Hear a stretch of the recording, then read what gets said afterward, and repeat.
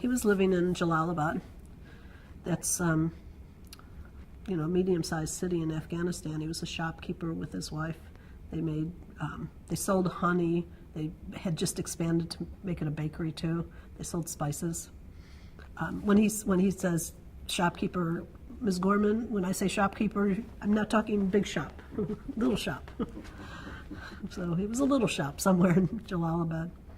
And when the Allies, when the coalition of the willing started their attack on Afghanistan, they started bombing Jalalabad as well. And so he took his wife and daughter and said, I'm going to take you to the village where your family is. And I know he said it should have been a very short trip. It should have been like an hour and a half, but it took about a full day to get there. And after he got there and they were in the house of his in-laws, I think he said it was there a day or two at most, and someone came and knocked on the door and said, turn over the Arab and you won't have any problems.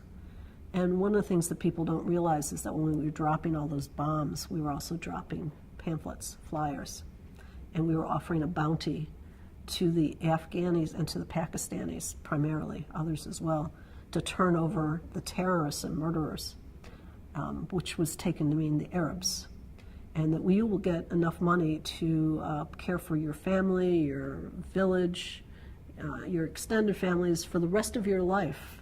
I mean, it's a dream come true, right? We will cover schools, education, medical, so turn him over. So he was taken out of the house. He was taken to the local jail where he said they were actually laughing. He said they were speaking in Pashto and they didn't realize that he understood Pashto, and they were laughing about they had a bounty for him, and they were laughing about how much money they were going to get for turning him over. And he was turned over to the Northern Alliance first, and he said the conditions, the way they were treated was, just really awful. And he heard that the Americans were coming to the town, and because he spoke English, he tried to finagle his way around to be in a position where maybe he could talk to the Americans and get turned over to them, where he thought he would be treated humanely.